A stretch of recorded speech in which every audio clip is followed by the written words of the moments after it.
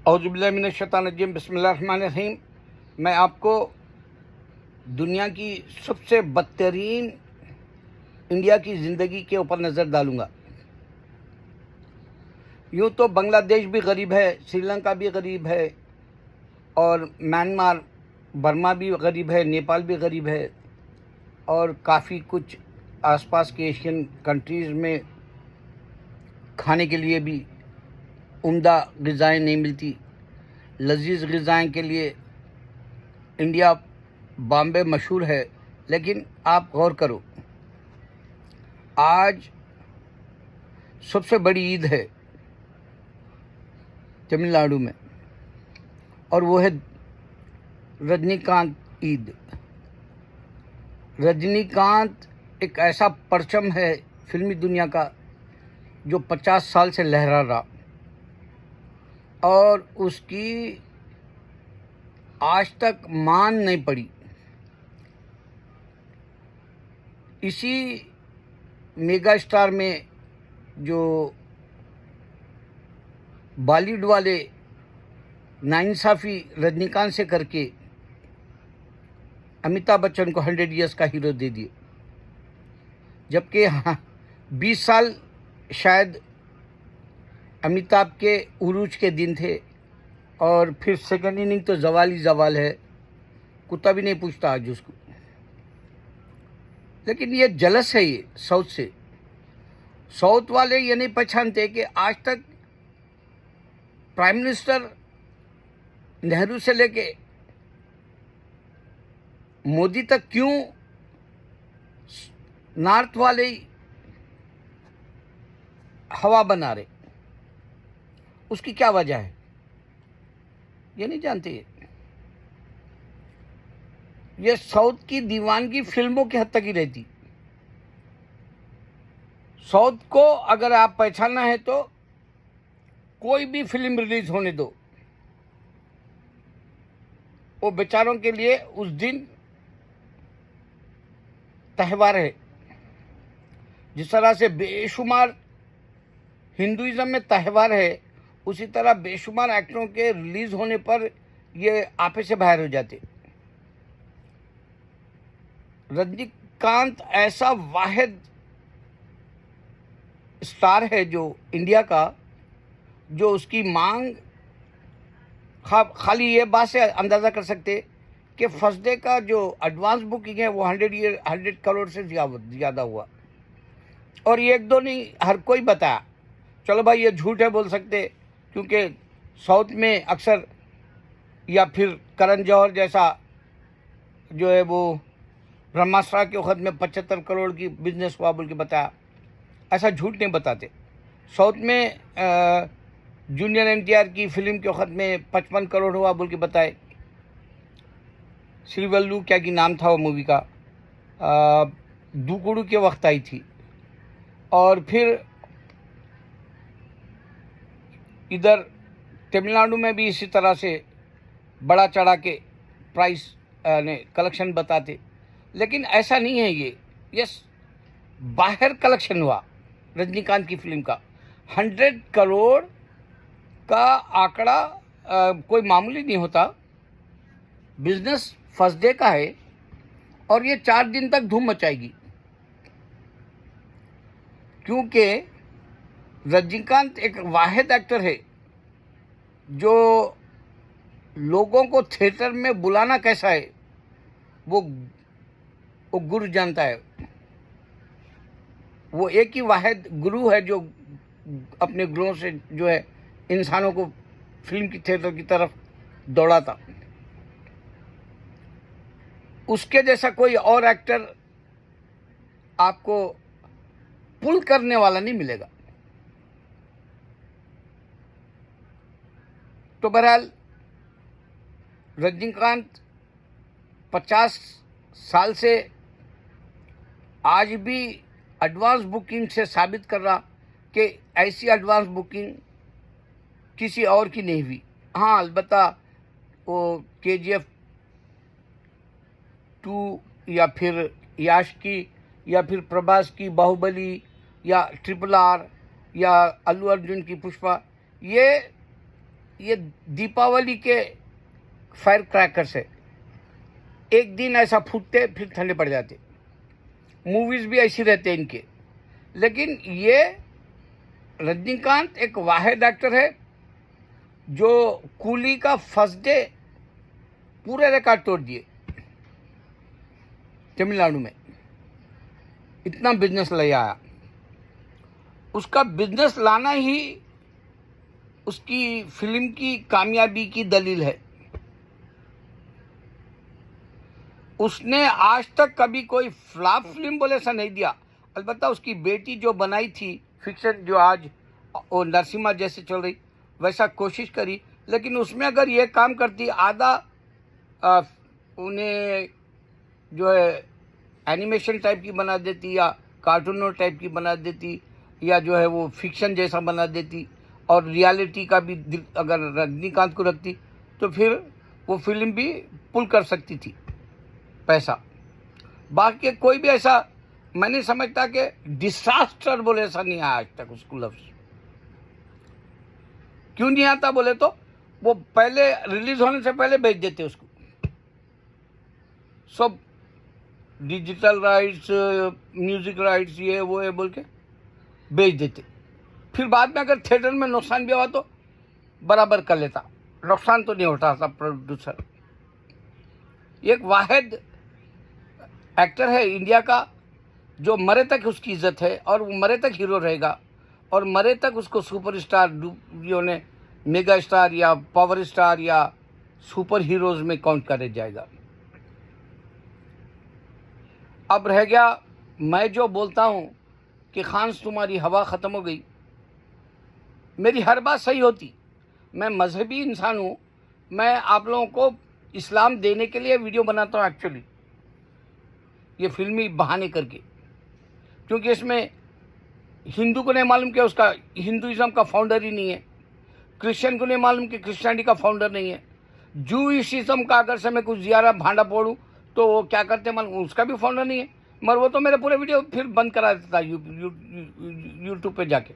जबकि मेरा 2025 का 1 जनवरी का दिन उन्हें मेरे को एक अल्टीमेटम भेजा कि तुम गलत लिखे कि जो है हुतियों ने जो है इज़राइल को नाकाम बना दिया, ये जुमला गलत है बोल के उन लोगों ने मेरे को 90 डेज़ के लिए वीडियो बंद कर दी। 90 डेज़। अब आप सोचो, मेरा ओढ़ना बिछोना वीडियो बनाना है, और ओढ़ना बिछोना में नई बात देना है। मैं 1000 निशाने देखे हूँ भाई, मेरे को नाम नहीं चाहिए जाकिर नायक या अहमद दीदात के जैसा, लेकिन मैं आपको बता रहा हूँ कि मैं जो काम करना चाह रहा था, मेरी नीयत थी कि मैं हिंदुइज्म, क्रिश्चियनिटी और जूइशिज्म को बताऊं कि तुम्हारा फाउंडर नहीं है। वो कामयाब हो गया। मैं मेरे वीडियो चले ना चले, और फिर 5000 वीडियो अब मैं बिल्कुल करीब में हूँ 5000 के, और 5-7 बना दिया तो ख़त्म, मेरे 5000 मुकम्मल। मेरा इरादा था बनाना, रोज़ बनाया। फिर मेरे को एक ऐसा वीडियो खान्स का बना जो 5 मिलियन यानी मतलब 52 लाख लोग देखे, वो 25,000 थम्स अप करे, और 12 साल से मुसलसल चल रहा आज भी।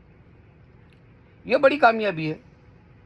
रह गई असल कामयाबी, अल्लाह के सिवा कोई माबूद नहीं, 1000 निशानियाँ बताया, वो भी सच हुए, और मैं जो फिल्मी बातें भी देता हूँ वो भी सही रहती। अभी जैसे सैयारा का गाना है, सैयारा का गाना फ़हीम अब्दुल्ला गाया, वो मैं प्रूफ करा, लिरिक्स इरशाद कामिल के है, वो कोई दूसरा नहीं लिखा। म्यूज़िक जो है वो नया म्यूज़िक डायरेक्टर है, इसके साथ जो फ़हीम अब्दुल्ला के साथ उसको इंट्रोड्यूस करे सैयारा में। तो अमिताभ का गाना जो झूठ बोले, रिमझिम करे सावन सुलग जाए ये मन, वो गाना था मंजिल का, मौसम चटर्जी और अमिताभ का। पूरा गाना एक आदमी अपनी बीवी को लेके जैसा वो बारिश में भीगते हुए गाते हैं, उसी तरह से एक मिडिल एज वाला अपनी बीवी को लेके एक वीडियो भी बनाया। एक तरफ अमिताभ को और मौसम चटर्जी को बता रहा जैसा वो गाने में जा रहे, ये आदमी भी अपनी बीवी के साथ वैसे ही जा रहा। यहाँ तक कि एक वक्त वो कुछ हाथ से कागज़ फेंकता अमिताभ बच्चन वैसा भी करके दिखाया और गाने के बोल भी बताया। तो झूठ तो हिंदू का गढ़ है, झूठा है इन हिंदू, इस वास्ते तो इतने 3 बड़े झूठे लोग हुकूमत कर रहे हैं, योगी, अमित शाह और मोदी। इस झूठ को क़यामत तक चलेगा, क्योंकि फिरौन भी झूठा था, हामान, शद्दाद, इस तरह के जितने बड़े हिटलर तारीखी नाम हैं वो सब झूठे थे, इंसानियत को खा गए थे वो लोग और चले गए। मोदी भी चले जाएगा, लेकिन मोदी कब जाएगा?